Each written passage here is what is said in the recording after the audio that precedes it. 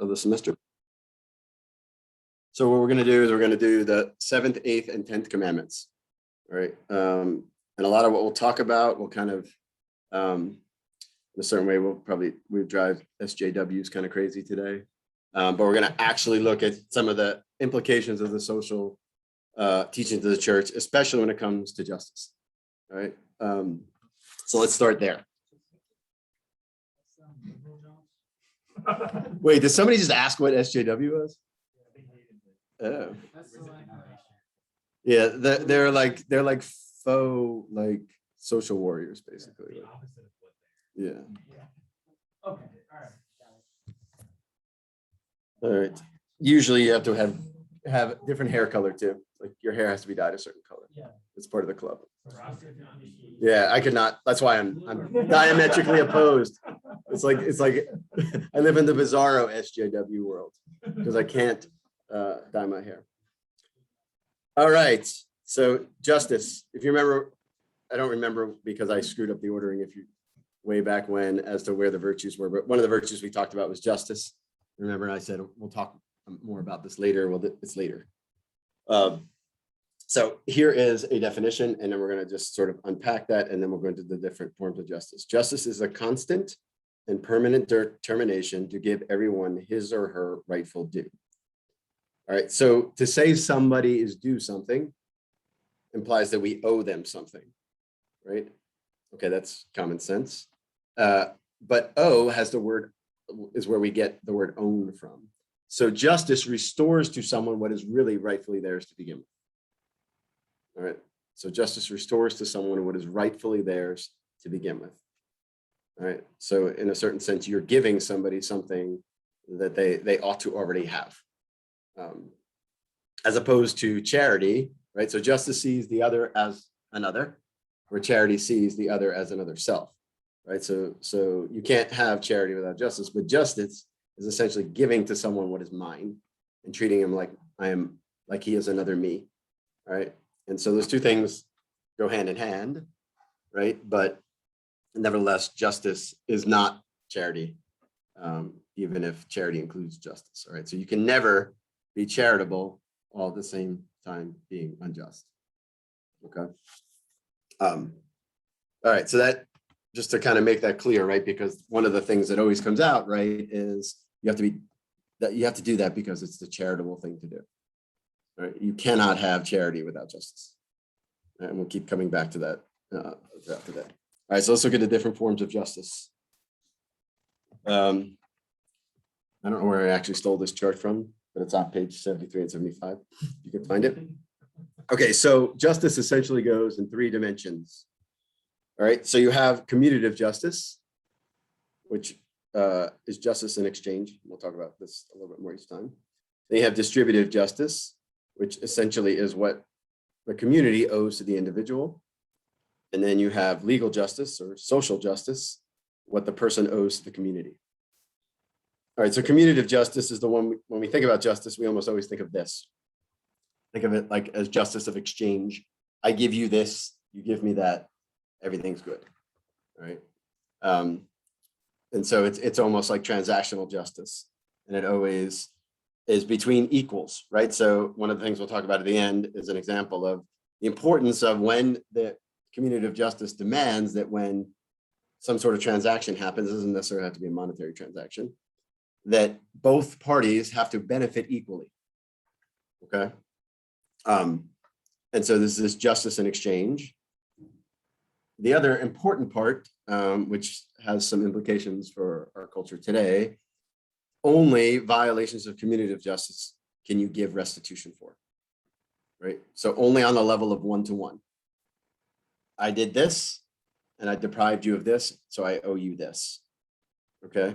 That's the only way restitution can happen, right? So there can be no restitution, for injustices way back that weren't actually even perpetrated by the person or on this person. All right, you kind of know what I'm talking about. So why is that? Why is that actually unjust?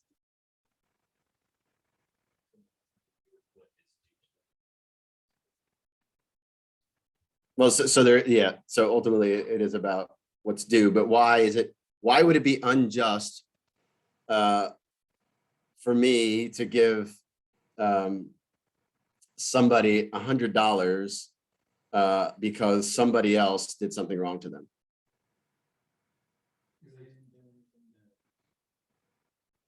Well, I'm not the one who owes it to them, right? So maybe there was some violation somewhere, like they were deprived of $100, right? But a one-to-one, because it's a one-to-one relationship, it always has to be equals. So I end up having been victimized by injustice because I didn't bear the same amount of burden of the transaction. Okay. All right, distributive justice. And again, we'll come to an example of community justice in a few minutes. Distributive justice is essentially the virtue that regulates what individuals may claim from society. All right. So what does that mean? Essentially, it is the habit of giving the person what is owed to them from the common good. All right, this is why we spent so much time last time talking about the common good. And one of the roles of the state, right, is to distribute the goods of the common good, right, to make sure that they are distributed equitably. And so that's distributive justice. Okay. And that is not just based on some sort of transaction. It's also based upon how much the person contributes to the common good. That means they can actually be sort of given more, right? So there's always a proportionality, right? So this is the church's kind of like their classic argument for what's called the family wage. All right, so totally different than a minimum wage. What it says is, okay, all things being equal, a man who has 5 children versus a man who has 2 children ought to be paid more. All right, seems a little silly at first until you realize that person with the 5 actually contributes to the common good more than the person with the 2. All right, and again, that would totally flip our economy upside down. I don't want to get too caught up in it, but when you see in church documents when they talk about family wage, that's what they mean. Okay, and then social justice is just the inverse of that. And that is essentially what I owe to the common good. Right? And again, we all have obligations to contribute to the common good. What is my specific obligation in justice to the common good? All right, so those are different forms of justice. So now let's look at different sort of violations of them, of the different kinds. So what we're going to start with is the 8th commandment. And the 8th commandment is, you shall not bear false witness against your neighbor. So it governs lying. And in truth, most of us know when we lie, but if I turn and like try to get a definition of a lie, we get all like, it becomes difficult, right? So what I want to do is sort of unpack this a little bit and then talk about why ultimately lying is wrong. All right, so here's what the Catechism says, sort of smushing together 3 paragraphs. Lying consists in saying what is false with the intention of deceiving one's neighbor. An offense committed against the truth requires reparation. The golden rule helps one discern in concrete situations whether or not it would be appropriate to reveal the truth to someone who asks for it. All right. The Catechism, the first version of the Catechism had a definition in there. It was this, that a lie was to speak or act against the truth, to lead someone into error who deserved or has a right to know the truth. Now, the latest version took out that last part, who has a right to know the truth. And then now it's just speaking or acting against the truth in order to lead someone into error. Is that enough for a definition of lying? Well, let's see. Let's go to what St. Augustine has a simple definition, and this will help us sort of get the truth about lying. Lying is deliberately speaking, and I added verbally or non-verbally, right? You can shake your head, nod, you can kind of just make a little body motion thinking that the answer is no or yes, contrary to what is in one's mind. All right, so immediately the other definition has a little bit of trouble because what if I'm wrong? Well, it seems like people all the time will say, you're lying, right? Well, no, I'm just wrong, I didn't know, right? What if I'm joking? Right, well, this definition also makes it possible to joke. So lying has something to do with this opposition between what I know to be the truth and what I convey. Okay. Notice the opposition is important. Why is lying wrong?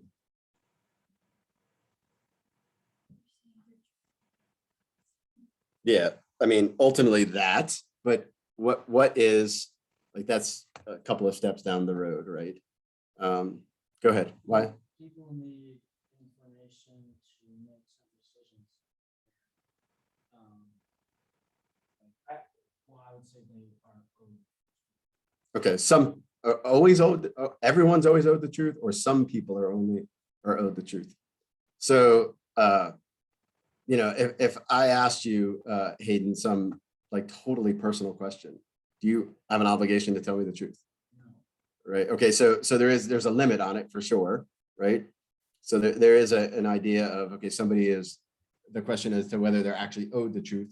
Right. This is why it has something to do with justice. What was the first part of your definition? Because that part. Yeah. Kind of so like, say it again. It's important for people to know the truth so that they can make a decision about something. Because if you tell them a lie, then they're making a decision that you know, is from that lie, and that's. Yeah. So you guys remember the four sort of innate human desires, and do you remember what the third and fourth ones were? Remember, these were always the basis of natural law. Remember, to live in society and the desire to know the truth. And so we say anything that offends against one of those is wrong, right? And so what Hayden's saying is that lying ultimately offends man's good of society, because society can't be built if there's not some kind of mutual trust, right? And so, and you can think of plenty of examples where we are lied to about things, and what does it do? It sows the seeds of discord and mistrust. Okay. But ultimately, right, so now we back up and we go, okay, what is speech for? Remember, we talked about this last time. Remember, we said, what is speech for? Yeah, right, to communicate the truth. Right? Ultimately, that's what God gives us. So again, when we use something in a way it's not meant to be used, we say it's wrong, right? And so we're abusing that power of being able to speak the truth. Now, building into Aaron's, we have lost the ability to understand that sin, and I think I shouldn't say lost the ability. We have changed our focus to understand that sin is always first and foremost an offense against God, right? And lying is the best example of this. Because when I lie, what am I trying to do? Ultimately, create a new reality, right? Ultimately, I'm trying to create a different reality. I'm trying to, only God can speak reality, right? Only he says, let there be, and there is.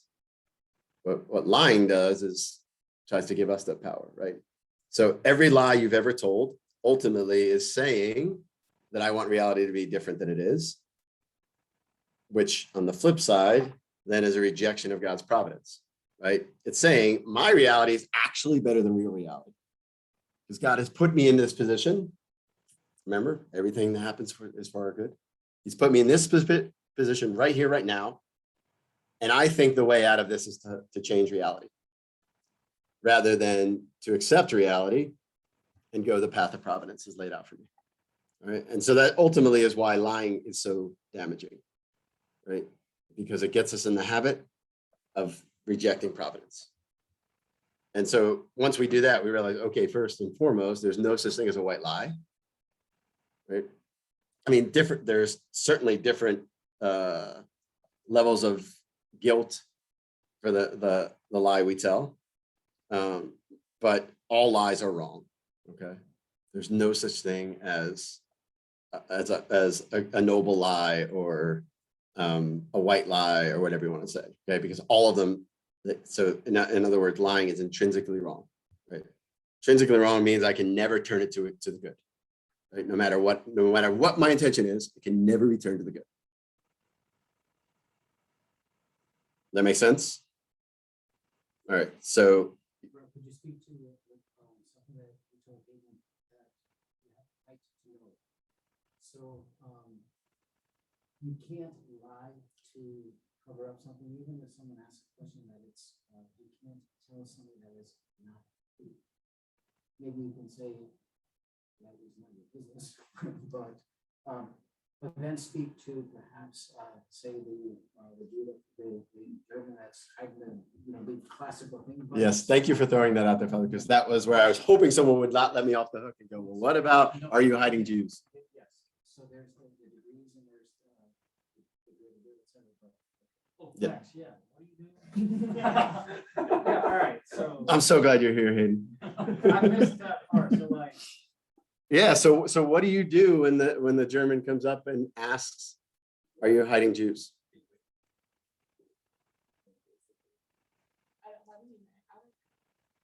Okay, so I don't have any in my attic.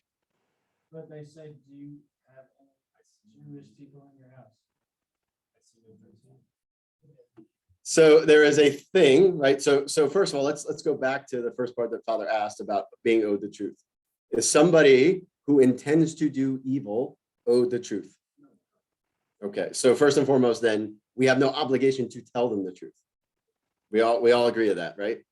But I just said lying can never be the means to the end, right? So my way out of that is not lying. So my way out of it is maybe Ryan's way of what's called a mental reservation, where you tell the truth and it could be interpreted that in a certain way, but it could also be interpreted another way. So they just don't tell you that. Well, but here's the thing, right? So some people who do the mental reservation, they know the person likes to do that. And so they rephrase their question to get more direct. So Ryan says, I do not have Jews in my attic. And they say, okay, but what about the rest of your house? All right, what are you gonna say, Patrick? I just gonna say that a mental reservation kind of feels like since you still have the intention to deceive with it, it just seems like it's in some way, shape, or form it is. Okay, so there's a key word you just used, deceive. Is all deception lying? See, what you're assuming is all deception is lying, right? All lying is deception for sure, but is all deception lying? When you fake tag somebody at third base, is that a lie? But like, it just to me, it seems like it just saying something with the intention to deceive. I still don't really see, like, I get that the instance of like, I feel like the intentionality is what. Okay. But the means to get to the deception is what matters. Okay. Right? So there's nothing illicit about deceiving someone. The means by which you get there matters. So there's this thing called a broad mental reservation where I'm so vague that there's no way you can interpret it that way. There are no Jews in Germany. Like, wait, what? So that's called a broad mental reservation. And that's just a tricky way of lying. That's what you're railing against, right? But there's also what's called a strict mental reservation, which answers the question, but in a sort of vague way. You have no obligation to be clear when you tell someone something, right? Because you may only want to share certain parts of details. You don't know what they're going to do with the information, right? So the classic example, John Henry Newman uses this, of Saint Athanasius, right? In the midst of persecution, they're looking for Saint Athanasius because they want to kill him. Roman soldiers come up to him and they say, have you seen Athanasius? And he said, yes, I saw him over there, right? Because he had been drinking water out of a lake and he saw his reflection, right? He wasn't lying. He just wasn't telling them the whole truth, right? They asked the question, he answered it. Now, if they said to him, are you Athanasius? Or they asked the guy beside him, is that Athanasius? Very hard to get a mental reservation to get out of that. So the flip side is we have to understand we have to suffer for the truth. you don't have an obligation to tell the truth. Sometimes you got to be silent and suffer for it. So in the end, the Jewish question, right, may just mean I have to suffer with the truth for the good of another, right? So justice, charity, right? So I may just have to go, yeah, there's Jews in my basement. I'm not telling him. I'm just going to be silent. Or I'm going to say, I'm not telling you. Right? So ultimately, we have to understand, this is why I went to such length to talk about providence.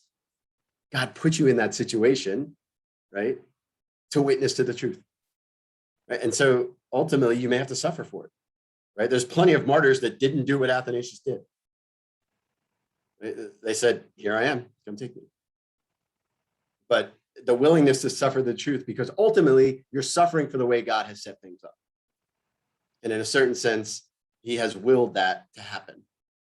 And you can't go wrong, right? And this is why, like, getting in the habit of not lying about anything is so good for you. So good. I mean, just at so many levels, but the first and foremost level is it's acknowledging that like God is working and I'm actually better off in his reality than mine. Yes, Connor. Kind of go off that question, or kind of go off the kind of the similarity between deception and lying. It's also true, I guess, is it also true that while deception isn't always wrong, it also isn't always permissible. Like you couldn't, the example would be of. Yeah, that's where it comes into the right to the truth, right? So if I ask one of my sons, did you do your homework? Like he has to answer the question directly because I am owed the truth, right? It all depends. But if I asked him so that if he didn't do it, I could beat him, well, then I don't now, because I'm going to do something evil with it. I now don't have a right to the truth. Right. So mental reservation is not some tricky way to get out of stuff, right? What it is it's a way to share only what is appropriate with the person, right? Because they're asking something beyond their level of clearance. Yes, Father. Could you speak to the point that you made? I find it very interesting about the big tag at third base. Say I'm the third baseman, and I know I didn't hit him. Tom calls him out. I guess I have to follow my conscience. And I could think, well, it's the game. That's the game is played, and it's the game off. But it might, for me. Yeah. So some of that too, right? It just speaks to the virtue of honesty. Right, where something happens that's not true and you know it's not true and you say something. Within the context of a game, sometimes that happens, sometimes it doesn't. But the game in and of itself shouldn't necessarily be, shouldn't be a pretext for doing something that is contrary to the truth. In the sense of the bigger picture, right? So the fake tag at third is part of the game, right? The faking getting hit and like really pleading it to the umpire, that's probably not part of the game. LeBron flopping all the time, probably not part of the game. Him crying because he has a cramp, probably not part of the game. Yes, Hayden. So like bluffing in business, right? So like in commercials, they're like, not telling exactly the truth. That's part of the game of business, right? Yes and no. I mean, it would depend on the specific situation. A lot of times, I mean, the psychology of it is like, because there's manipulation in it, right? Yeah. And in a certain respect, you cannot, or you should not use the truth to manipulate people, right? So it falls into a sort of a different category a little bit. What's the difference between? Well, deception would be withholding the truth from someone, where manipulation is, I want you to do this thing. So it almost takes like to the next level, right? So Emma asked, you said Athanasius wasn't telling the whole truth. So not telling the whole truth is not the same thing as lying. Correct. Right? You have no obligation to like, we do this all the time, impulsively, right? Like somebody asks us a question and we only really want to tell them part of it because some of it's just not any of their business. And so that's what we do. We maybe tell them the truth, but we don't tell them the whole truth. I mean, there's nothing inherently wrong with that. But again, it would depend on, going back to my example of like the parents owed the whole truth from their children. Yes. Yes, Connor. So going on with like the business thing, is it an example of manipulation to say where, because you'll see it on like kind of, when you go in the store and you look at the name brand, you look at the bargain brand always has on it like compared to the leading name brand. The name brand's like, well, I killed 99, and they say, I killed 99, I'm not sure why I'm picking Germex, but I killed 99.9% of germs, whatever. Where if you look, well, yeah, but you know, every single one of those products actually does that. You're kind of putting on your bottle as if it's somehow special from the rest of them. Yeah, I mean, advertising is a totally like, I don't really necessarily want to go down that rabbit hole, but there is a form of lying that goes into all advertising, right? Like, I mean, the first like ad executive was Satan in the garden, right? Like, you know, this apple price, your eternal salvation, right? So there's a little bit of, you know, it's not an accident that, you know, the Mac has an apple bite out of it, right? That's sort of the situation that you gave, Connor, is actually being brought under sort of lawsuits right now in other contexts. Like right now, there's a lot of products that say non-GMO, but like that product doesn't even have a market available of GMO around. So it's like false. It's essentially like a false advertising sort of thing. And like you're making people think that the other ones similar to you are GMO, even though that's not even possible. Yeah. Because you put this label. Yeah, there's a lot of that. And like in general, our society, one of the reasons why it is crumbling a little bit is because we're totally fine with that, right? I mean, nobody ever admits to lying, even though people are lying all the time. They spin, and we think it's okay, right? So that, and ultimately, like that's self-destructive, and we probably shouldn't tolerate it, right? Are other questions about lying? I was just thinking that. And Father Gregory Pine that Matt posted about lying. Janet Smith Yes. and Father Gregory Pine. I heard about it. I think she said something about it, but I never did listen to it. Is it good? It was pretty good. I would say it was one of the best debates that like made me think it could possibly be that what we've been discussing is wrong, but like I still would say Father Gregory. Mhm. Yeah. So the context, remind me again the context of that. It was talking about, what was it? It was talking about masks. Wasn't that how it all started? I think so, but it's been a while since I've seen it. Yeah, I can't think remember it what started with like the context of masks, whether wearing masks is lying, and then they actually talked about lying. I mean, it's a great like debate of two faithful Catholic people. And I didn't say this, but strangely enough, like the church still does not have a great definition of lying. I mean, it's sort of obvious. Like I have to go back to Augustine to even get us a framework, right? So the take home is, you know a lie when you tell it, and don't tell lies. Like that's it, right? Like, can you define all things? Like, if can you define a lie perfectly? Maybe not, but at least we can begin to kind of unpack it and think about it. But lying to the Nazi soldier is not an option, right? That much is clear. Like lying can never be a means to a good end. Yes. Would you say like the national chance that probably like venially or mildly sinful? Yeah, I mean certainly I'm not like saying- you don't have to be well sin, so but- yeah, so take the two why am I blanking on what they're called? Doulas in the beginning of Exodus, right? Like they lied to save Moses, right? And God sort of praises them because in the book of names, like Exodus, right? The Pharaoh's name is wiped out, but their names are still there, you know? So, and it says God was pleased by it, right? And so sometimes there is really something called a noble lie. It doesn't make it right. It's just not as bad, right? Like, and it's just, that happens to be with intentions all the time, right? Like our intention is the thing that makes it bad or worse, right? But still bad. Yes, Ryan.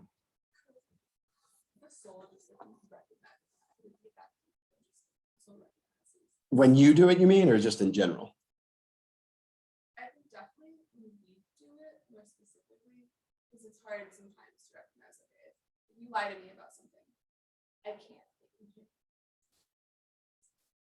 Yeah, so the answer to your question would be, this is why I emphasize the word virtue. If you have the virtue of honesty, you will know a lie when you tell one, right? Because it'll be repulsive to you. And that's why we get in a habit of always telling the truth.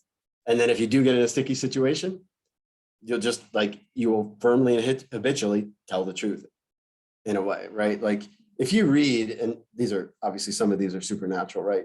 If you read some of the ways in which martyrs answer questions or would be martyrs, you're like, wow, like that Saint Athanasius quote, there's 100, if not 500 saints who have done similar things, right?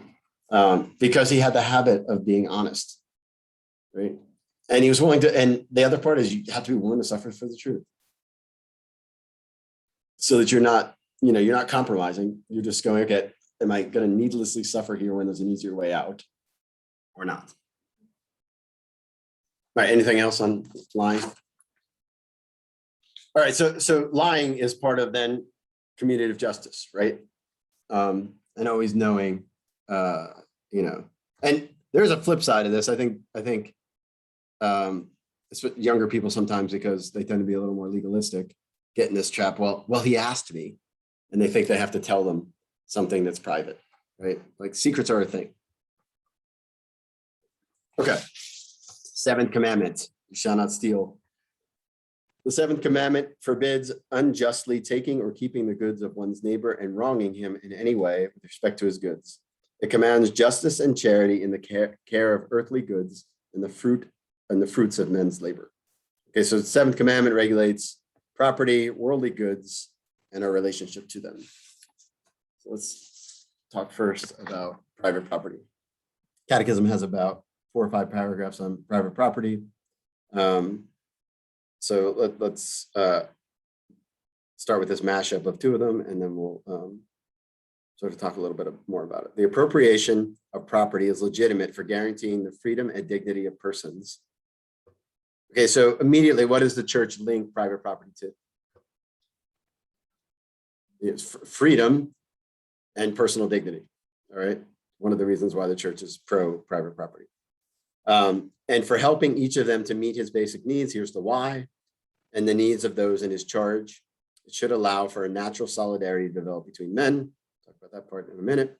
In his use of things, man should regard the external goods he legitimately owns, not merely as exclusive to himself, but common to others also, in the sense that they can benefit others as well as himself. The ownership of any property makes it its holder a steward of providence with the task of making it fruitful and communicating its benefits to others, first of all, his family. Okay, so private property, first and foremost, is linked to our capacity for freedom. Why?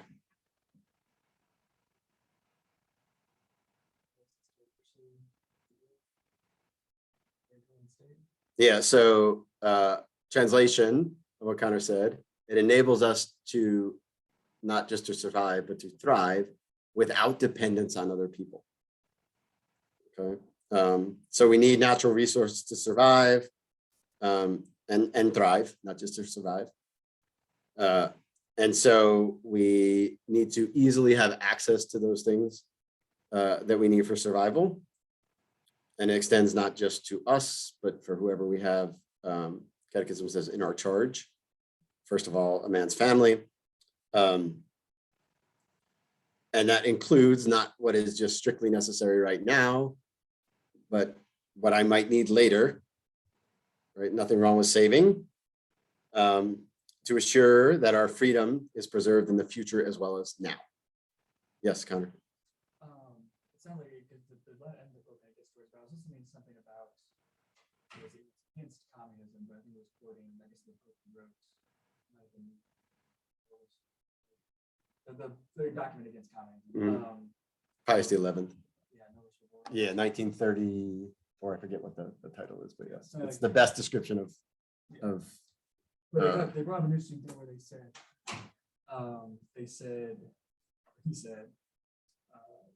the church is for private property. And then normally we stop there and we say, okay, that means like our kind of American or more capitalistic way of viewing private property. That's definitely what the church is for. And they say, well, no, we're for private property. Doesn't mean we don't have any laws in terms of how you use it. And that kind of gets into the second point where it's saying you're entitled to what you need and what your family needs and maybe what you need for the future, but then you have to go. You can't just kind of hoard it. So like, can you talk to that a little bit? Yeah, so we will get to that because there's a flip side to this. But most certainly there is a difference between ownership and use. So right now we're just talking about the ownership part, because certainly how we use it matters.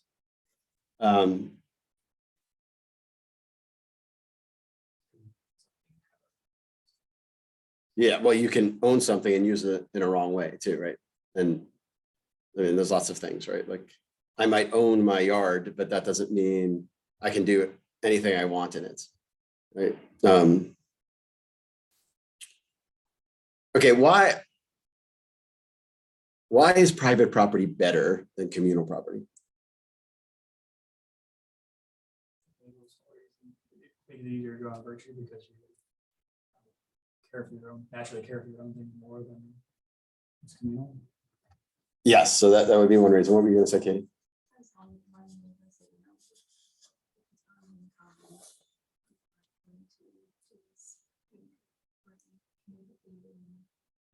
Yeah, so I own my own lawnmower. I'm going to treat it way better than if the community owns the lawnmower, right?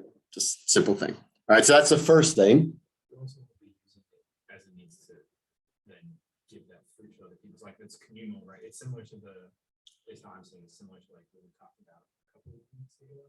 It's like, oh, if we just keep giving the people like what they need, in a sense, like they would have communal ownership of this property, they just constantly have it, regardless of whether they do something for it.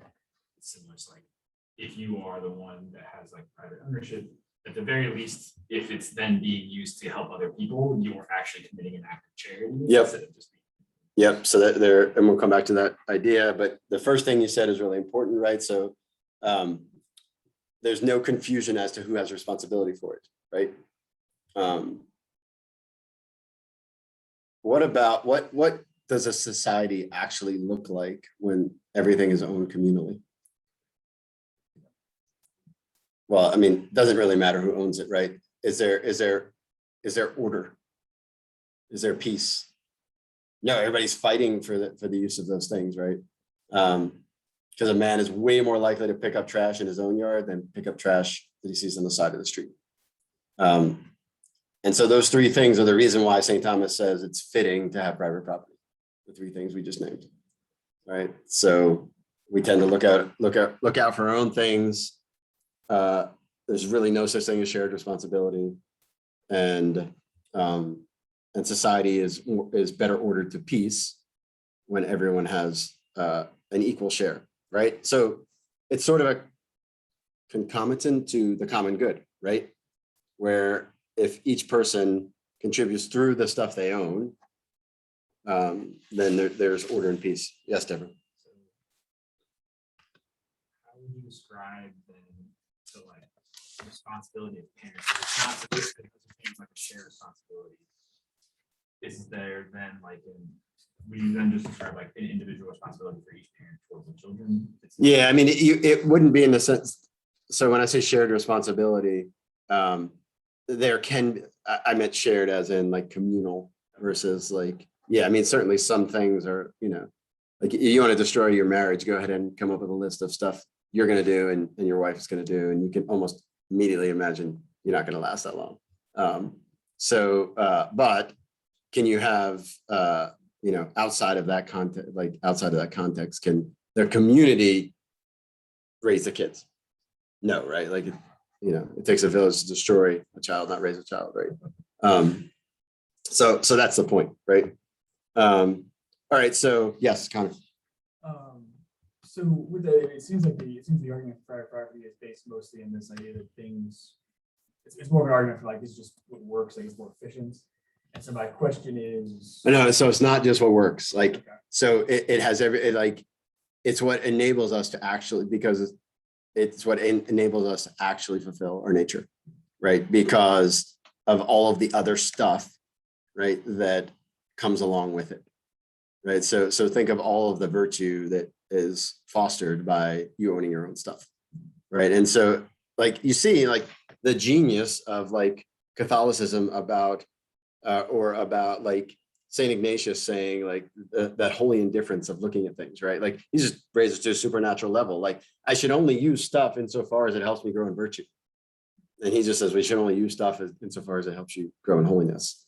Right. And so like detachment is actually like a human virtue and a good thing. right? Because this thing is actually, this ride-on mower that, has a built-in straw for my, my daiquiris actually isn't that good for me.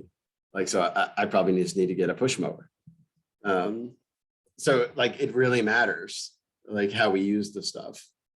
So I guess it kind of goes into the question of how does that, I guess, affect our, I guess, the distribution of it in this, because again, we say, okay, private property. I guess I'm trying to like we tend to think of it as like, okay, this is mine. Like I bought this stuff, I own it now. It's for me. And I don't necessarily think about virtue when I buy. Normally, I'm thinking about comfort and pleasure in terms of what do I want most. And then I also That's because you're a heathen. and then also, but then also you don't think about, okay, well, because that makes it sound like legit, like providentially, okay, God's assigned this little, acre lot that's, you're part of providence and you need to take care of it. We don't really think about that. We think it was like, well, I bought it, and so it's mine. I can do what I want with it. And then also, I don't think about, well, that person doesn't have what they need, or that even beyond that, I'm obligated because I have more than what I need to now go out and give my access to. Yeah, we're going to come to that, back to that. It circles back to that because it has to do with the use. Yes. Yeah. How does this fit into religious life when the religious are like, oh, this is our cell? Like, I feel like there's so many things. It's like, okay, here's the normal way of sanctity, and here's like the religious way. Like, how does that Yeah. fit So together? that's the natural supernatural distinction, right? Like in the religious community, right? It's a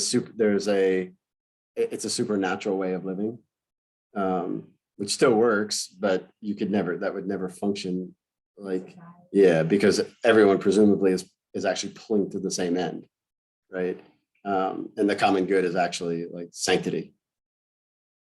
Yes, Connor. But I was gonna say, but you see that same stuff like in the families. It's like the kids, like the parents are like, well, hey, that's my, those are my bowls and my spoons. You can have your cereal on the floor or something like that. That's Actually, sometimes parents do that when kids start doing that, where they're like, mine. Like that's a powerful tactic. I guess the idea That's my electricity. Unplug your Xbox. That has been uttered in the Agnelli household. Yeah. But it's still the same idea. Like you're owning these things, somewhat like for the common good of the family. Like, okay, you're providing it. So obviously, as the parents, they're not paying rent. But yeah, but even like from, not to get off too far off, but even from like a familial, very infrequently would I recommend letting kids have their own stuff. Like they can have their own stuff that they use, but more use and not own, so that they don't go, yeah, they tell their brother, don't touch my stuff. Don't touch it. Like, and it's a delicate balance because you want them to have responsibility for the things. But in the end, like you want to stamp that out when it gets to be like something they're fighting over, like mine. Well, why can't I just use it? Because it's mine. Like, again, I've heard that uttered many, many times. Because it's mine is never a reason, right? In a family. How Yes. do you respond to a kid when I say that? Because it's mine. I interact with a kid who does that all the time. It's so weird. Because, yeah, well, Yeah. I mean, in your situation though, is that reinforced other ways? Like are their parents, like would the parents be on board with you correcting that? Because it's mine. Yeah, I mean, the way that I would just ask them, why do you have it? Right? Why do you have it? Like, so like without a supernatural outlook, right? Like, why did God give that to you? Did he give it to you to hoard? And yeah, you'll get the yes. You get the yes. And then it has to just stew in the mind. Yes, Ryan. So how, it's kind of been talked about, but how does this relate a little bit bigger for community? So like a group of families living together, a group of people who are not like officially part of the family living together. How does like Yes. Yeah, so can we come back to that after I get done with the two principles? Is that okay? Okay. All right, the right to private property acquired or received in a just way does not do away with the original gift of the earth to the whole of mankind. The universal destination of goods remains primordial, even if the promotion of the common good requires respect for the right to private property and its exercise. All right, and so now we're going to sort of shift a little bit We talked about the importance of ownership. Now we're going to talk about, okay, what governs its use, which is a little bit of what Ryan's asking, and then we can go to the next step. All right, so the church has, amidst her Catholic social principles, what is called the universal destination of goods. Good definition John Paul II gave. The primary destination of the resources of the earth to the common good demands that the necessities of life be provided for all human beings, for individuals or groups appropriate for themselves the riches of nature or the products of human skills. All right, so this has to be really, really hashed out carefully. Okay, you have a question? That's what I said. It sounds like logos. Yeah, so we have to really be careful about how we hash this out. Okay. All right, so here's what he's saying. Okay. We can possess as much as we want. There's no limit on how much you can possess. The moral implications are, well, obviously how you came to get it, but assuming that you came to acquire said property in a just way, how you use it absolutely matters. Okay. And you can only use things as if they belong to everyone. Right? Think about that for a second. I can only use things as if they belong to everyone. Because in a very real sense, the church says they do, right? This is the idea of being stewards, right? Now, principally, what is this saying? Okay, say once, going back to where we started, once a man has enough for him and his family and some amount of surplus for a time of emergency, he has an obligation to give the rest to somebody who doesn't have that. Okay, because the person has a right to it. Now, notice what I said. First of all, he has the obligation to take it and give it to someone who needs it to get to this minimal level. He has the obligation. The government does not have the obligation. He has the obligation. He is the steward. He is the one who decides where it goes, who gets it. He is the one who judges the need of the other person. Yes. So, I'll be blunt, is it sinful to be a billionaire? No, but is it hard for a rich man to enter heaven? I think somebody once said that. Yes. Right. There is a point, right? And this is why St. Thomas says, like, the love of money is the root of all evil, right? Is because, or St. Paul says it, and St. Thomas interprets it and says, well, this is because our desire for money is unquenchable because it's just more money. It's just a number, right? Whereas our desire for actual goods, like I can't store any more corn. I don't need any more corn, right? Yes. But we would say in the case of somebody who just has, they have more money than they would need 100 lifetimes or something like that. Like they can't morally not basically give it away. There's that. I mean, they're still stewards of it, right? Like, so in the midst of like the gifts that St. Paul mentions in 1 Corinthians chapter 13, one of them is wealth, right? So he's saying, okay, this is meant for the good of the church, right? So once they have enough, they should begin to give it away. Now, could they legitimately say, okay, maybe I'm not going to give it away to, maybe I'm going to give it away to medical research or something like that. Like, it's not necessarily like, I'm not going to help somebody reach like the basic needs. I guess, or does it always have to be in terms of, while there's still at least one person on earth that doesn't have, as long as there's one person who doesn't have like the basic necessity, okay, I can't invest in any sort of higher. Yeah. So the answer to your question is yes. So the obligation is person to person, right? So I think it's Saint Basil the Great. I don't know if I put the quote in here, but he said, the extra coat you have in your closet belongs to the poor man, the specific poor man, right? Like the obligation is from one person to the other. The obligation is not from one person to medical research, just broadly speaking, right? Nothing wrong with that, and it's good. It's just where the obligation, what we're talking about, lies, right?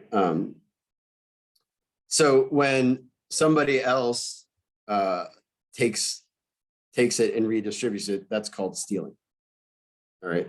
There's no good way to put that because the obligation is mine. Now I could delegate that obligation to somebody else. I might have someone who, I might have hire a professional philanthropist or so. I don't know if such a thing exists. But I can certainly delegate that to someone. But the point is that it's not, and it's not just this nebulous thing where I owe society this. Yes, now Ryan. One of the things that's going to be there are a handful of teams that are not saints that have all.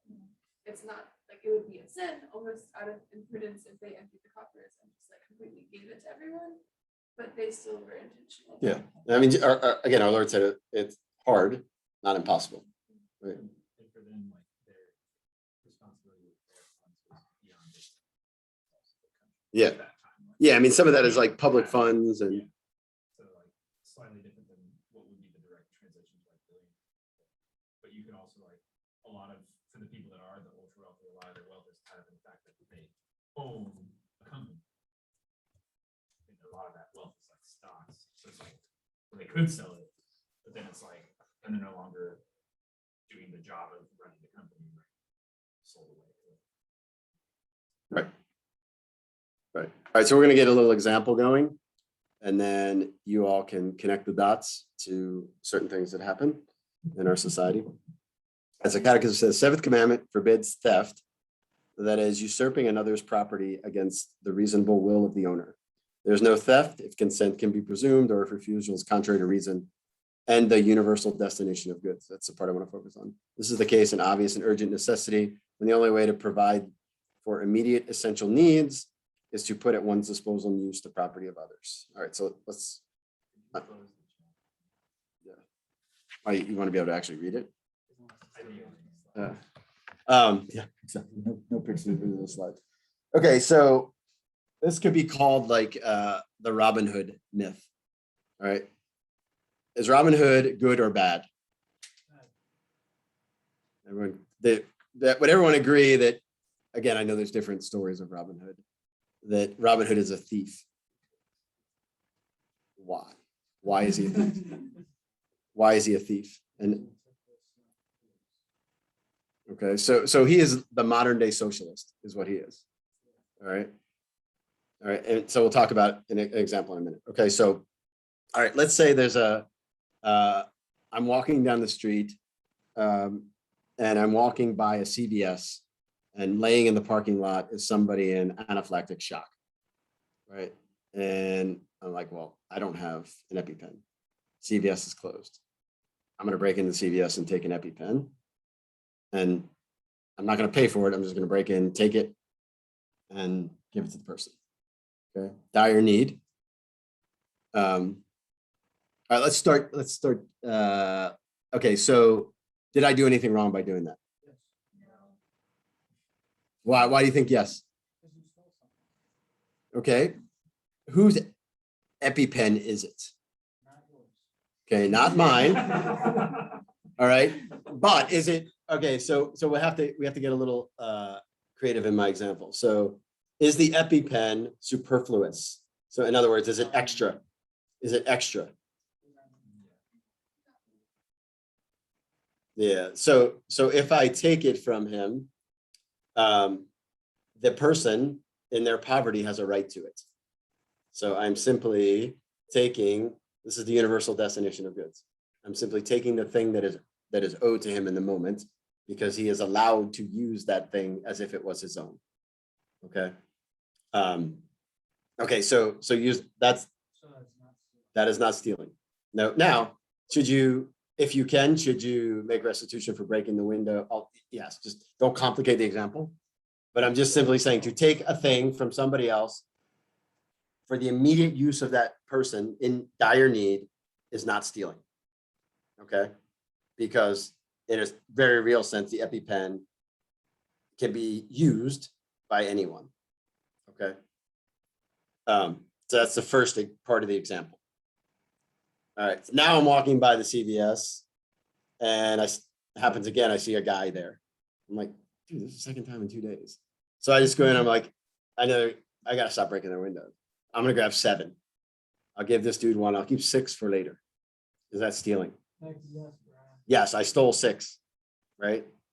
I stole 6 because there's no right to this, just I might need this thing later. Right? It's the immediate use. This is why use is really important. All right. So you can sort of imagine the parallels, right, of why having someone else redistribute things is wrong. All right. Does that example make sense? All right. So the use when and we can multiply the examples. I think St. Thomas uses like a piece of bread in a bakery, right? The man is starving. He's going to starve to death. He can take a piece of bread. So it has to be for its immediate use. Because remember, he can't take ownership of it. He can't save it for later. It has to be the immediate use of it. And that's not still, yes. Well, flesh that out a little bit. Yes, I know, but flesh out the, for the immediate use. For his, yes. Yes. And he couldn't pay for it. But again, all things being equal, like if he could pay for it, he should pay for it. And it has to be for the immediate use of the person, right? He was just acting as a surrogate for the kid. The kid had a right to it. Yeah, nothing wrong with that. That's why they use that example, by the way. Yes. Can this be like what? So what if it's habitual? Like what if that guy, the guy who's laying on the ground every day, he just decides like I don't really want to take, I don't have any way of currently obtaining insulin, and I don't really want to weigh because I just know. I'm not trying to. I'm just asking. Like I just know if I just stay in front of the CVS, somebody will always break that window and run out from CVS. Yeah. So where does the personal personal culpability for like negligence come in? That's a complicating factor, right? Like, it's probably still not theft, but it's something else, right? There's still something on that person. Like the person still bears some responsibility for their situation. I guess because the question would be like, does somebody have I guess insofar as they may have a right to it because they're in dire need, do they also have a responsibility therefore to not put themselves in dire need? Yes. Yes. Yeah, but that doesn't then for you don't go, this dude did this yesterday, I'm just gonna let him die. Yeah. Like, so there's that part, right? And that part that becomes very difficult, right? Because sometimes you would be enabling the person, like it makes it way more complicated, where the moral responsibility is and what your moral responsibility is. But what becomes ultimately clear is why things like socialism are wrong, even under the guise of taking care of the poor, right? I mean, at its very principle, and you don't have to add in all of the other things, it's theft, right? And our tax system is theft, right? Because yes, you can tax people for the use of things like roads, police, all that. But to do anything more than that, to take money from the rich and give it to the poor, is just Robin Hood all over again. Yes. Is the government allowed to have like savings? No. I mean, depends on what you mean by savings. Like, Could it not be reasonable, like, defense budget? Yeah, yeah, yes. Is it reasonable for them to have like a stockpile of weapons or the ability to get yes. But like in the sense of like a growing savings just for the sake of savings, no. Like that like a true surplus needs to be dealt with. Yeah. Yeah. I don't think that's ever going to be a problem. Yeah. So goods that are redistributed are stolen goods. Okay, take home. All right, a thief. Yeah. Because the other part too is that we talked about this last time, right? And Devron sort of hinted at it, right? Not only do you rob the rich to give to the poor, but you also rob from the rich man the opportunity to actually serve the poor, right? Because now he's bitter about it, his responsibility, he feels like, oh, I'm not responsible for it, my taxes will take care of it. Yes, Connor. Okay, so you just said something.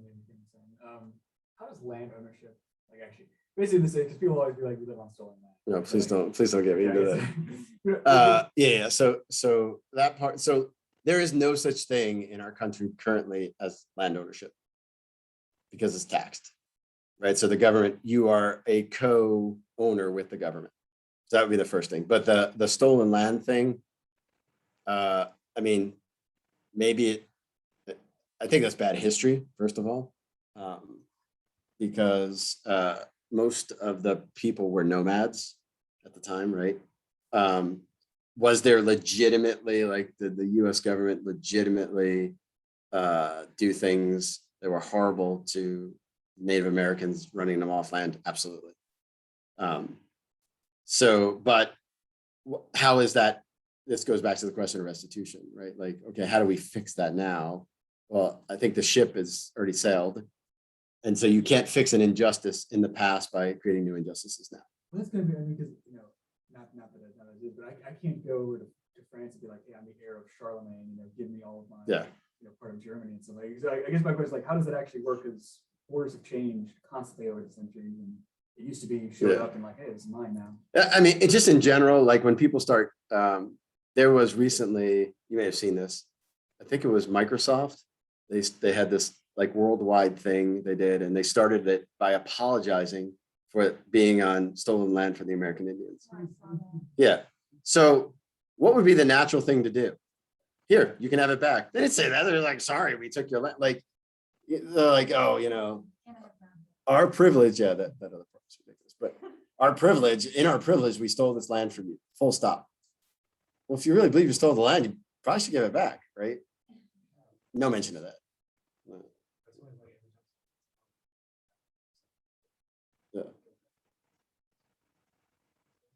But I mean, because that's like say, when are we reaching the bounce to the Roman Empire? We need to all. Yeah, there is no, see, that's because like that's the nature of the world, right? Things, conquests happen, right? And not all conquests are unjust, right? Not all, you know, some of them are, some of them aren't. But can you fix injustice in the past by doing things now, by injustice now, right? That if there's one message from modernity, it's that if we could kill that idea, that somehow more injustice will somehow clear up past injustice.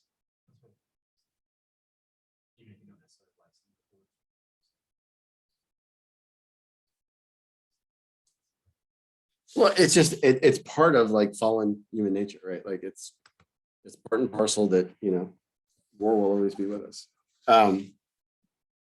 The point is, it's like sometimes there's just wars. Was it just that, you know, we came and stopped all the human sacrifice, like the Spanish came and stopped all the human sacrifice in Mexico, and they lost their land because of it? Probably, right? All right, terms. So let's talk about poverty. It's sort of a nebulous term. Colonel Sarah has this book. I think it might be the book on silence he has. He says, we do not have the right to confuse destitution and poverty. Full stop. Very often people talk about the poverty line, okay? Which, by the way, like historically, way above what 99.9% of people ever had. All right, I'm not saying that, you know, like we just ignore those people, but let's start there, okay? Destitution is a totally different thing. And destitution is when we have remember what I talked about, right? The person in need, immediate need, we have an obligation to help them. Okay, again, in charity, we can help people who are less fortunate, all those, don't get me wrong, but you have an obligation to help the destitute person. All right, and destitution means you do not have what you need to survive. Poverty means you only have what you need to survive. Thus, poverty is a Christian virtue, right? And this is why we kind of have to steal the word back and a proper understanding of it. So he says, we do not have the right to confuse destitution and poverty, because in doing so, we would seriously be going against the gospel. Imagine that. Recall what Christ told us: the poor you will always have with you, but you do not always have me. Those who want to eradicate poverty make the Son of God a liar. They are mistaken and lying. The church must not fight against poverty, but rather wage a battle against destitution, especially material and spiritual destitution. It is critical to make a commitment so that all men might have the minimum they require in order to live. All right, there are lots of people in the world that do not have the minimum they need. All right, and we shouldn't confuse them with people who don't have the latest iPhone. right? Or don't own a car. Those things are helpful and good, but strictly speaking, not necessary. Yes. How is this resolved in the past? 'Cause you would say we have an obligation to people who are like local or obligation to people who are in like Africa, like how do you find the people? How do you, like, you know? How do you find them? Give, like, Well, your money to them or in something. general, like Christians should be hanging out with the poor people, right? Like we don't do that anymore. Like Christians don't do that. You know, like, do you all know where the poor people hang out in Raleigh, the homeless people? If you don't, go find it. I can tell you where they are. But yeah, you should find them, right? And you can just do simple things like we have many times in the past. First cold night, I get everybody I know. I'm like, I'm gonna get rid of a coat. Like, just put it in my trunk. I go down there, and I think you went with me one time, right? But it take 5 minutes before everyone was over there, and they took everything. Right? It's a simple thing. All you guys could do, like as students, just go. You know, I have an extra coat. Why do I need 2 winter coats? Right? And what happens is you go down there, and you know what happens? You have an interaction with them, and like, which is what they really need. Right? You have an extra sleeping bag. Like sleeping bags go really, really quick. Really quick. I think one of the times we went down there, we had like 7 or 8 sleeping bags, and that was the first thing. They're like, "You have sleeping bags?" Because that's what they want, right? You have an extra sleeping bag? Take it down there. You guys know where Shepherd's Table is? Like across from the Sacred Heart. There's a Presbyterian, I don't know what kind of church it is. Shepherd's Table, which is they have a soup kitchen in the basement. And that's pretty much, if you go down there, anytime between 10 a.m. and 2 p.m., they're all hanging out there. And if you want to have interactions, you want to help them, that's when you go and help them. Right. And sort of like what we talked about, don't help them by giving them money. Because most of them like get into problems with money. Help them out with stuff they actually need. And you can even ask them, what do you need? Okay, I'll be back here tomorrow with that. Like, those are the things we're supposed to be doing. And a lot of those people are destitute, right? Because, you know, unfortunately, some of them can't get into shelters. And yeah, do they bear responsibility for that? Yeah, but can we just leave them out in the cold because of that? No. As far as that, Father Peter still walks. I mean, this is the thing is, right? Like we have fallen out of the habit of doing that a little bit, right? And that's the reason why we've fallen out of the habit of doing it, is because we just assume some program is taking care of them. They don't need a program. They need Jesus, right? Where are they going to get Jesus? They're not going to get it from, you know, some crony behind a desk.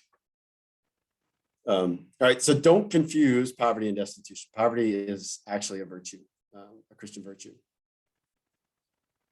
and a means to holiness and perfection, right? And something we're all called to, right, as Christians, right? Just get what you need and give the rest away. All right. Yes.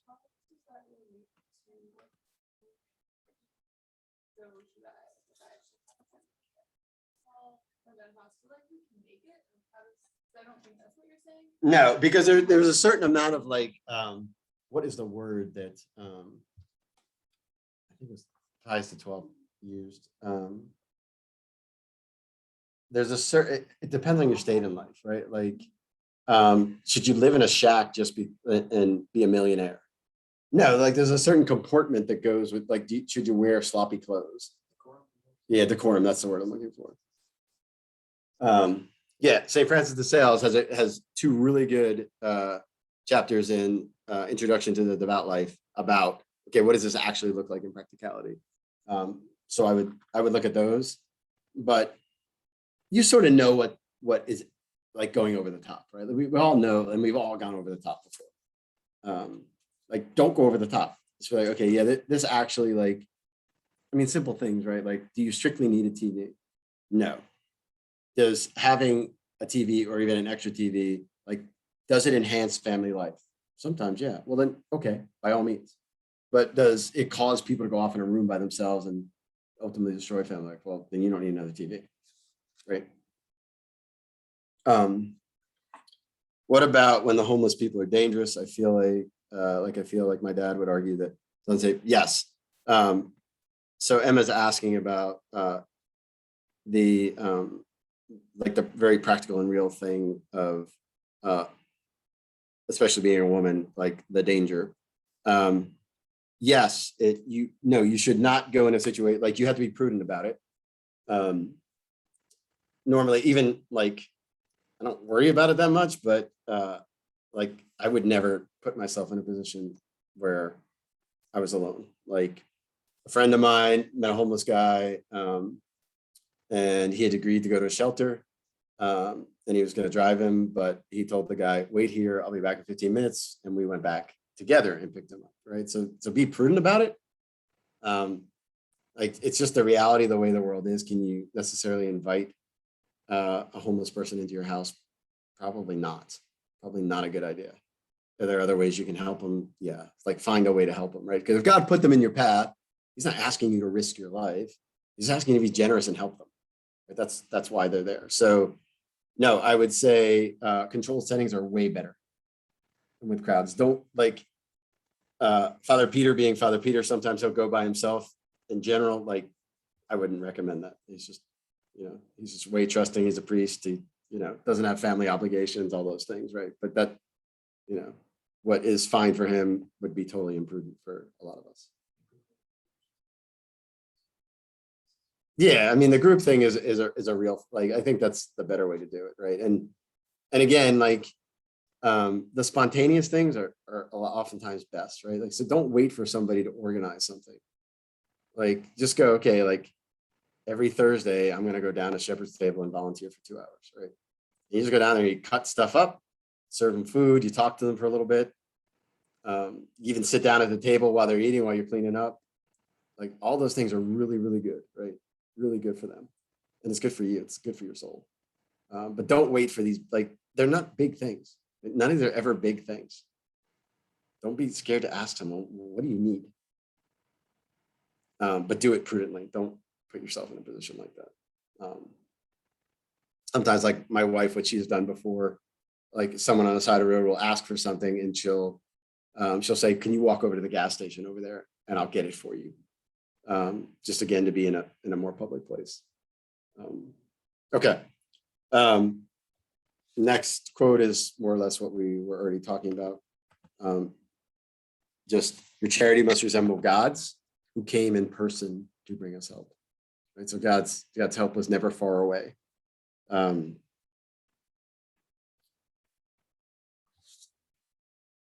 right. 10th commandment.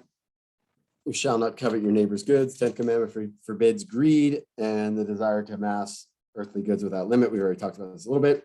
10th commandment requires that envy be banished from the human heart. It refers to the sadness at the sight of another's goods. That's envy, that is. And the immoderate desire to acquire them for oneself, even unjustly. So covetousness is just disordered desire. Okay, so this naturally leads us towards economic justice. So we'll talk about this. We'll talk about capitalism, and then we'll give a big example of economic injustice that may or may not, you already know. So Catechism says the church has rejected the totalitarian atheistic ideologies associated in modern times with communism or socialism. She has likewise refused to accept in the practice of capitalism, individualism, and the absolute primacy of the law of the marketplace over human labor. Regulating the economy solely by centralized planning perverts the basis of social bonds. Regulated solely by the law of the marketplace fails social justice. For there are many human needs which cannot be satisfied by the market. Reasonable regulation of the marketplace and economic initiatives in keeping with a just hierarchy of values and a view to the common good is to be commended. Okay, so what is that saying? Way to read it is capitalism in a certain respect is better, but still not perfect. Okay, yes, Connor. Is there any, or is it similar to governments, how there are some that are just, they're really wrong, but there are others that's, you can't necessarily say one is the right way. Economic systems, where you could say some are just bad, or others could work. Some are redeemable, like, because again, it's human, like, I mean, it's a human institution in a certain respect, right? So the question is, can they be redeemed? Not necessarily. Like communism, socialism is irredeemable. Right? No matter what, you could never because it's predicated on theft, right? Which is always wrong. There are a multitude of problems with the way economics is done, starting with sort of Adam Smith and his idea that, well, the invisible hand, like essentially that reason doesn't govern human action in the economic realm, right? I don't want to get too deep into Adam Smith.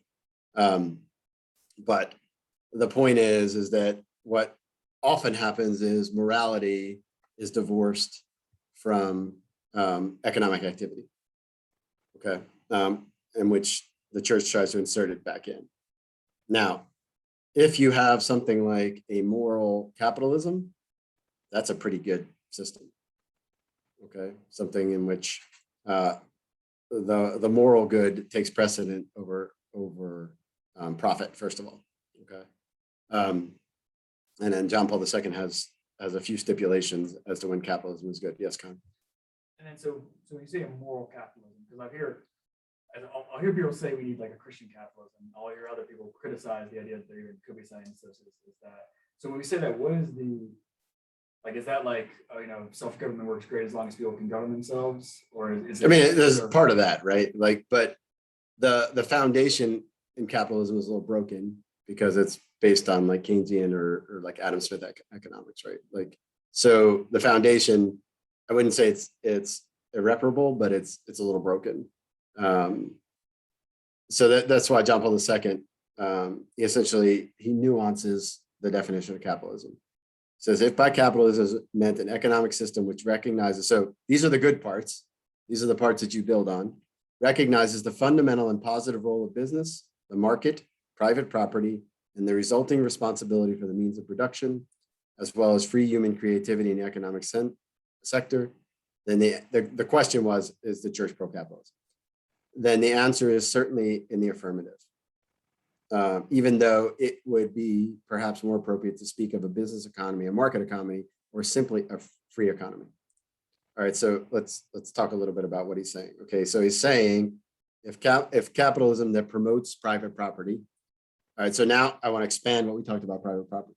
When I talk about private property, I don't mean you just own your home, right?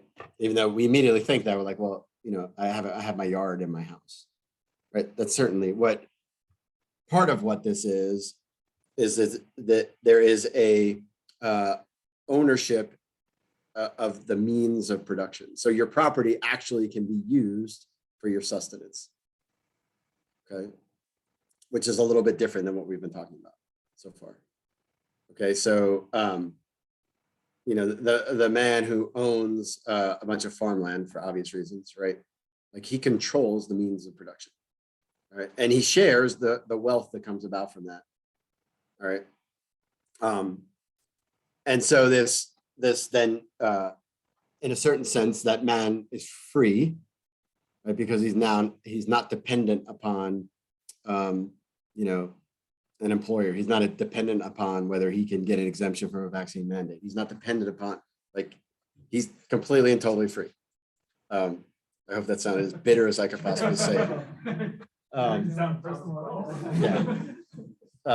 not bitter. No, the point, right? Like if you control the means of production, you control how the work is done, right? And so a fundamental issue always with capitalism is finding a way to spread that out so that everyone has a share in that, right? Because the universal destination of goods, right? And this is why something like socialism, redistribution, is appealing. It's wrong, but it's why it's appealing, because it appears to put wealth into equal amounts of wealth into everyone's hands. But that's not what everyone needs. Wealth making capacity in their hands, all right? Which is a little bit different, right? And so that's why John Paul II says, like, entrepreneurship is a key element of it. So our current system completely and totally squashes that, right? I mean, we have made it because of regulations. There will be no such thing very shortly as small businesses, right? Because in order for a small business to enter in, there's so many regulations, there's so many lawyers, like all of these things, they can never even afford to enter it, right? And so that's broken, right? And it ends up being contrary to the common good.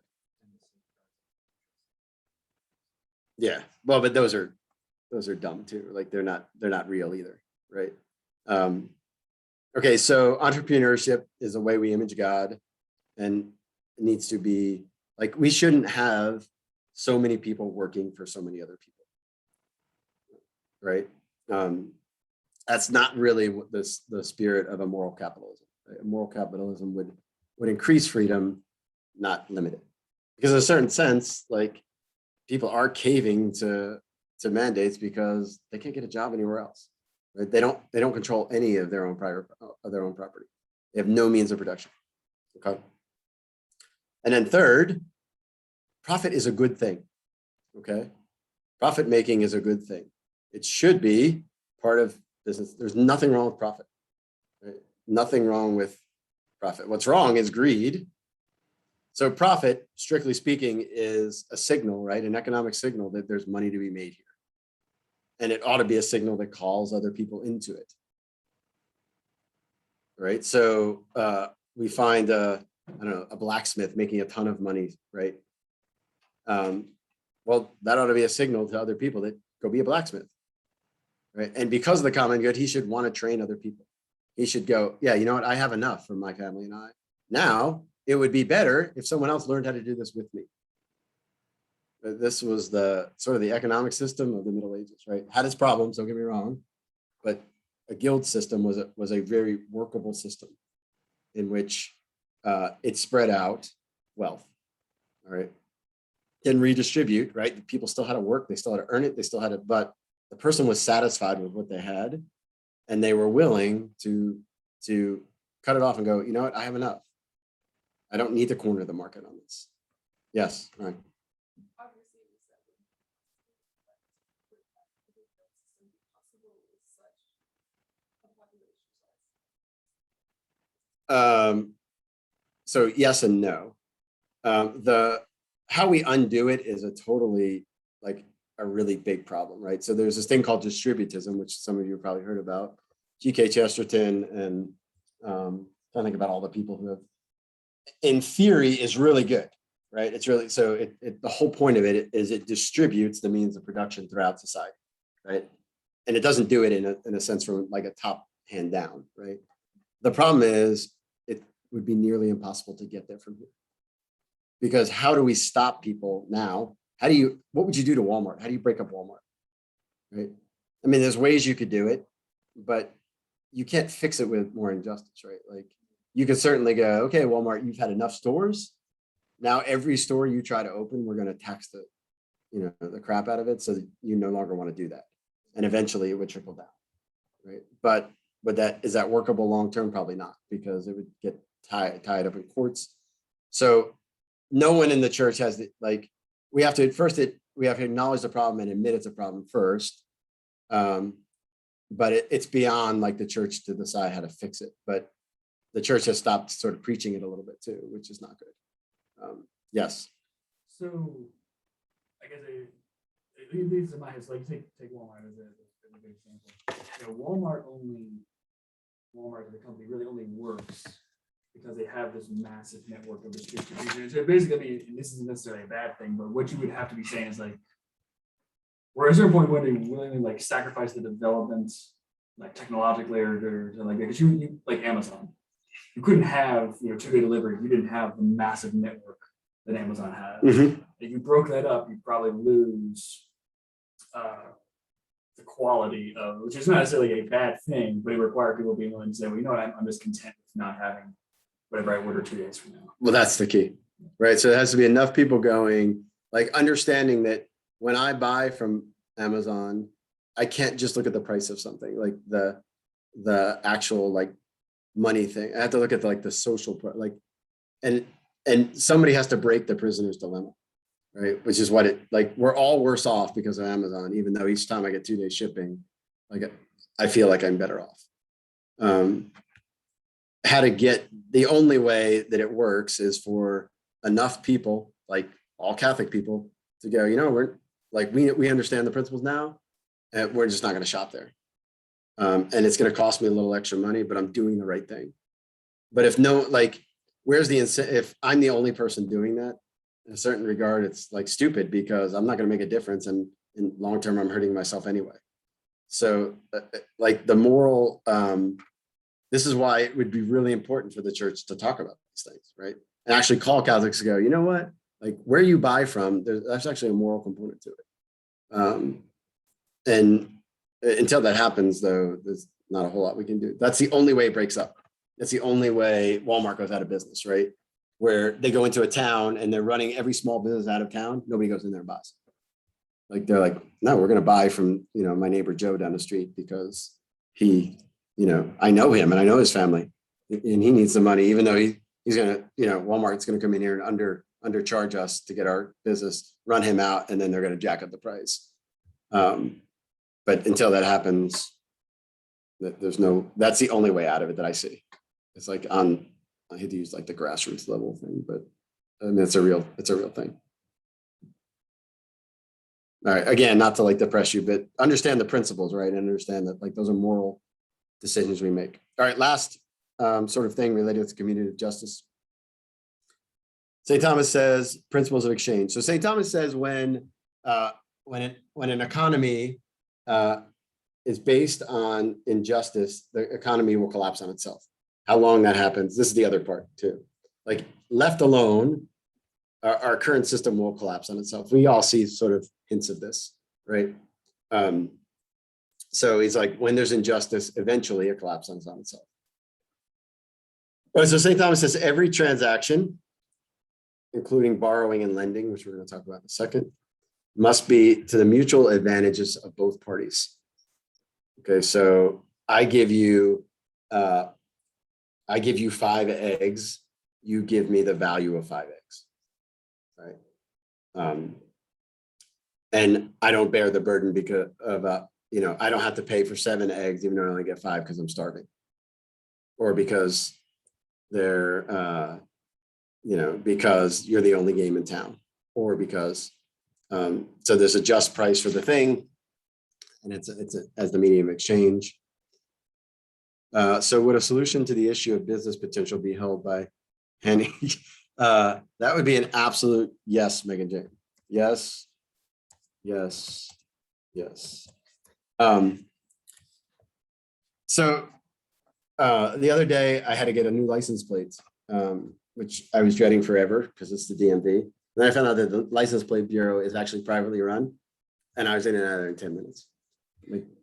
Because like they actually care about efficiency. So yes, privately run and owned is way better than governmentally run and owned. Yes. Well, speaking of the government, is the government allowed to incentivize things through taxes? I can't think of an example where that would be. I'd hate to say no. Like the child tax credit, like that's an example in which you are incentivized. I mean, very. Yeah. So what you're really doing there, though, it's kind of a misnomer, right? What you're really doing is charging someone less taxes, which in a broken tax system anyway, but let's just say if it was good, because you're acknowledging that they're contributing to the common good more than people without children. Like on that basis, you could say yes, but is the whole thing like, I mean.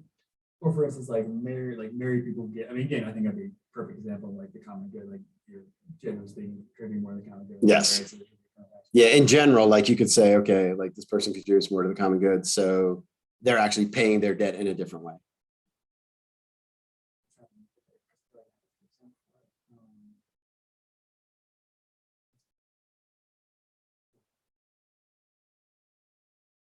Right, well, we can come back to it. All right, so just in general, like when there's exchange between two people, both have to bear the same burden. Okay. Whatever is established for the common advantage should not be more of a burden to one party than to another.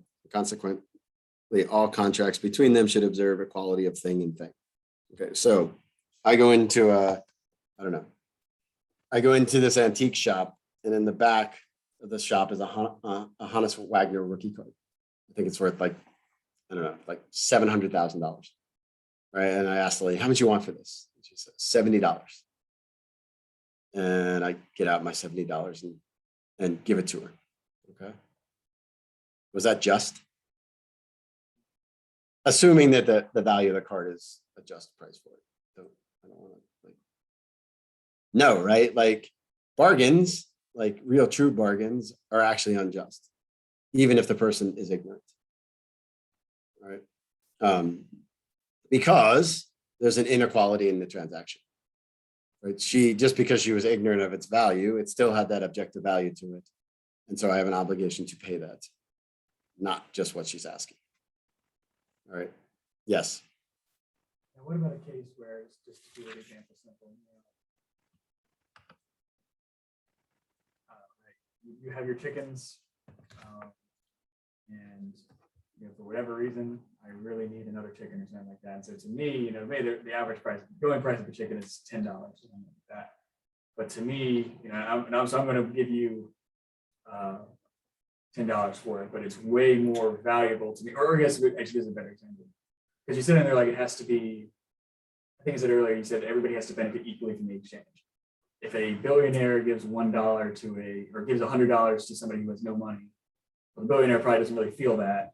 And the person who has no money now is like really, but even though they might have, you see what I'm saying? Like that. Yeah, but so that's not an exchange though, right? Like, but there's a free part of it too, right? Like the chicken example, assuming like I need all 6 of my chickens because I need, 6 eggs per day for my family to survive.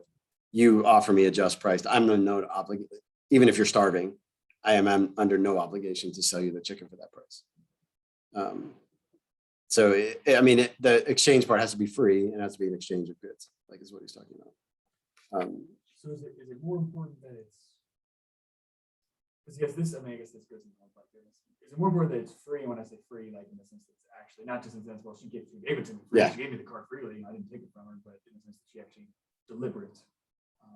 Yeah. So yes, that has to be freely entered into. Now that doesn't stop me from like the lady going, I really want you to have this and just give me $70. That's not like, because now she knows and she's decided as an act of charity, she wants to give me the rest of it. Right. Now, I hesitate to get into this, but my debt of gratitude would be much greater because of that, right? Because of the gift. So with a strict exchange, there's no debt of gratitude. When someone gives me something, even if they give it to me at a discount price out of the kindness of their heart, now there's a debt of gratitude. So there still is a debt, right? And that's why we acknowledge that. So I don't have a debt of gratitude to the gap or something like that. No, because it's a like that's not them, like a person. Who do you owe their gratitude to? Right? Who is the gap? But you also say like, yeah, it's Yeah, the whole thing, like, they know exactly how much, like, that whole, I won't even get into that. Like, they know exactly how much the thing should cost. Okay, so Megan asked, is it not dangerous for governments to give more money for a certain amount of kids? Not really sure exactly what that question is. You mean as a means to like take someone that they're just having kids to get paid, I think is probably what you're asking. I think that's a different issue, which you could easily regulate by simply just saying you'll only give it to married couples or something like that. I was more so like talking about like this idea of the government controlling who has what, like who's allowed to reproduce. Also, to like, is it really like the government's job, or should like all of this be handed over to the private sector to be handled by like, the private individual of the company? And also to like, if it's handled by the private individual of the company, like how, like, I guess like how do you prevent monopolies from occurring within a capitalistic standpoint without the government interfering? Kind of idea. Like is this just like me thinking outside of an ideal world though? Like, is this like you? Well, no, there has to be in that quote, the John Paul II quote back about capitalism. I may not include it in there. He definitely said there has to be some sort of regulatory, and the state is probably the best one to do that. So like not federal, but like state level. I mean, it just depends. Handling? It depends on how big ideally subsidiarity would say whatever the most competent authority is for that. But you could easily do things like, I don't know, another way with like Walmart, right, would be you tax them federally if they cross state lines, but within the state, they may not pay taxes or something like that. Okay. Okay, so all this leading up to usury. Another one that we don't really talk about that much, but in the end, is probably the most unjust thing that we have about our current economy. Okay, so let's talk about first what usury is. I think we've talked about this before. Have we talked about usury before? Like at some point. Okay, we'll kind of go over this I at don't think least. this semester. I can fill in the gaps if we need to. Okay. So interest in and of itself, not wrong. Okay. Usury is something a little bit different. Okay. And usury is not just excessive interest. So go back to my example of eggs. Okay. I borrow 7 eggs from you. Okay. And then the next day I have to pay you back 9 eggs. So you charge me for the consumption of the eggs and for their use. That's the word usury, right? So this sudden, something was added just from the fact that I used it. Okay. So what do we have to make a distinction between first? We have to make a distinction between goods that are consumed when we use them versus goods that are just used. All right, so eggs, when we take ownership of them, we use them. They're gone, okay?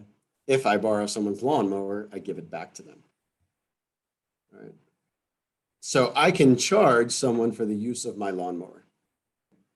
I can't charge someone for the use of my eggs because they give me back the same number. I'm no worse off because then they now take the burden, greater burden in the thing. So today they get, you know, they're like wimpy, right? Like they got a hamburger today and they have to pay me back 2 hamburgers on Tuesday. That's usury. You guys don't even know who wimpy is. It's really bad.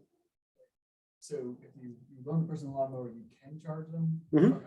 Yeah, for its use, right? Because the thing is not consumed in its use. You actually give them back the lawnmower plus wear and tear, whatever you want to call it, right? You can charge someone. So the example I always use are tissues and pens, right? If I say, can I borrow a tissue? Do you really want the tissue back? Probably not, right? So I'm using the tissue and borrowing it. So therefore, you can charge me the going rate for a tissue, right? Whatever it is to replace that tissue, okay? But if you charge me for the going rate for a tissue plus some more, that more is usury, okay? Because I took ownership of the tissue and I'm charged, I can only charge for that, right? Whatever the value of the tissue is. If I borrow your pen, well, I give you back the pen, you got it back, but I use a little bit of ink, so you charge me a little bit. The pen is not the same as it was when I got it, whatever. Right? Could you say in that example, I use the tissue and I use the ink, and so there's not really like you're getting back, I guess, the mechanism. Why do you always like, don't dictate my example? Like, it's just the pen as a whole, not don't worry about the ink part, right? Don't take my pen apart. Don't pick my argument apart and don't take my pen apart. Yes. So is all like interest on like, is that all wrong? Oh, totally. Totally. Yeah. Car loans and, like, Yeah. Mortgage, everything. It's all usury. Now, let's walk it back just a little bit. Can the bank loan you money for something and charge you a fee for documents? They have to pay someone to make the yes. So would you then have to pay more back? Yeah, but it's some reasonable amount that corresponds to the amount of work they put in it to give you the money, right? Again, this is assuming we don't have something like fiat money, or we'll just leave it at that, or the, you know, there is the reserve rate, assuming that it's actually like you took cash from the bank. So what's wrong with like a mortgage? Well, you bought the house. So you bought $150,000 house. And then when you pay it back, you've paid $300,000 for a $150,000 house. All right. Now, the typical argument for that would be, well, what if the house increases in value?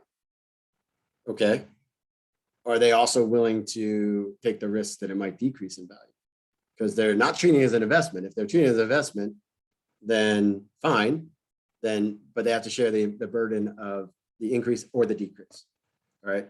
So this is why interest in like your 401k is okay, because you're investing in the company and you're getting back some of their, let's just say their profits. It works different ways. But you took the risk with them. Okay, so you actually took part ownership in whatever they were doing. That interest is fine. Nothing wrong with that. Yes. You know, How you function, like, most people don't have no cash to buy a house. Can you still take out a loan? well, the first would be, yeah, loaning is still, you can still still loan. What happens is though, you couldn't charge interest the way we charge interest, right? So you couldn't charge someone for both. It's because money is consumed in its use, right? I borrow $300,000, then I have to pay you back $300,000, right? And that's it. And there's all kinds of ways you could. So you're like, okay, well, if I give you the $300,000, I was going to take $300,000 to give to Microsoft. I mean, invest in Microsoft. Okay, fine. Is it okay then for me to charge you? You have to pay me back whatever $300,000 is worth of Microsoft at the time for the length of the loan. Yes. Can you pay back for opportunity costs? Yeah. But they have to be very specific. You can't go, I was going to invest the money. No, like you have to go, okay, well, I was going to invest the $300,000 in Microsoft stock. And so you have to pay me back in essentially Microsoft stock, right? Whatever, $300,000. Nothing wrong with that. But again, that's not how our banks work, because the money is, I don't want to get off into that, but like the money is produced out of nothing. They don't actually have the money. So they're not actually, there's no opportunity cost lost. But let's just say I was borrowing it from you. Or you're like, well, I don't mind lending you the money, but I was going to do it with this. I was going to do this with it. Okay, I'll pay you back in Microsoft stock. This is why, like Pope Benedict, when he wrote Deus Caritas Est, he talked about like charity entering the economy. And this is what he meant by it, right? Because in a certain sense, it would be an act of charity. You're no worse off. Again, assuming that not things like inflation, you're really no worse off. Like you shouldn't be loaning me $300,000 if you desperately need it. But you shouldn't be any worse off letting me use it for a year or whatever, right? And it's an act of charity to do that. And that's how economies were supposed to be built. Yes, Ryan. Okay, so interest is the legitimate interest would be the amount or the percentage of return I get on an investment. So I invest in Brennan's house, right? Like as a bank, let's just say I have, I decide I'm going to invest in Brennan's house. Okay. So I loan him $300,000 for him to buy his house. And he pays, and that's 100% of his house. So then he pays me back over the life of the loan, whatever the house ends up being worth. And so let's say it increased 5%. I can charge him 5% interest, right? But it has to be a fixed amount and has to be mapped to reality. Now, sometimes they do things like they add interest to it, like for fees for documents, for kind of paying workers, all those things. Like that's a legitimate thing. Like, but something like here's the big thing: like credit card companies, totally unjust. Like, I can't think of a better way to make usury like rampant, because the way they work, right, is first of all, they charge 3% for even using it. Well, what did they charge 3%? So every price you pay, by the way, is 3% more than it would otherwise be. So that you're already starting there. So they get 3% right off the top. And it comes right out of your pocket. Even though they supposedly charge the merchant, right? But what does merchant do with cost of things? Just put it into the price. And then on top of that, so they've made 3% just in a convenience fee, really. Now they also charge an exorbitant amount of interest for what is essentially cash. So really, cash is what St. Thomas calls it sterile, because it's really a medium of exchange. So cash is only worth, as we're finding out now with inflation, the stuff I can buy with it, right? And assuming I'm using my credit card to buy like groceries, all consumable goods, like I've paid more for the consumable goods than the credit card company did, right? So I now give them back more money for letting me more of the goods. So I borrowed, you know, the cost of 12 eggs and I paid them back the cost of 15 eggs. And so it's totally unjust. Right? You can see how that would big picture be way worse, right? Even if I pay off the amount at the end of the month, I still pay 3% more. Yes. No, so St. Thomas actually, it's I think it's the next question, the next article in the Summa, the one I just, he said no. But again, you have an obligation to avoid it if you can. Because what would you do? Like, again, in our economy, what do you do about that? Right? If we all would, it's funny, a lot of so Islam has a teaching against usury. It's a little different than the Christian understanding of it. But you know, most banks, you know what they have? They have Islamic friendly loans because there's enough of them and they're unyielding in it that they cater to them, right? It's like, you know, it's like the fillet of fish of loans, right? Like enough Catholics are like, I'm not eating at McDonald's because of me. They're like, okay, we'll make fillet of fish. Enough Catholics that I'm not borrowing money from banks. Guess what they would come up with? Because they can work ways in which they do it with the Islamic ones that are beneficial to them, like that they can still like pay workers but ultimately, right, it's all self-serving and hurts the common good. And that's again why it will all collapse. Like if we don't stop it freely, it'll collapse because eventually the burden, there's people who like it gets to a certain point where people can't afford anything, right? And it just keeps separating rich and poor. Again, like what do you do though? Like most times sometimes they're required, right? Like you can't buy things anymore without a credit card, right? Like, I mean, a dangerous situation, totally off topic, but should you avoid the use of the credit card? I don't know, because I've heard no matter what, if I pay cash, I'm still paying the 3% more, right? That, you know, that Brendan's going to pay with the credit card. Like, so I don't know, like other places, the United States is really bad about this, but like if you go to Italy, like they charge you way less when you pay cash. And it's not just so they can like under the table let you know, but because they recognize that immediately there's two prices on things. They're like, here's a cash price, and not surprisingly, Italy is a pretty cash like savvy society. Like that people pay for a lot of things with cash because these business owners, especially because they're smaller businesses, they're like, we're not paying credit card fees for this. Okay, questions? Oh, so this quote just, so John Maynard Keynes, you guys mostly know who he is, really hated the church, but he said the church was right about usury. That's what that quote is. All right, so high interest, usury, not the same thing. Low interest can still be usury.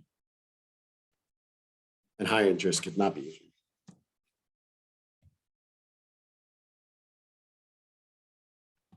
All right, went through a lot of stuff. Questions?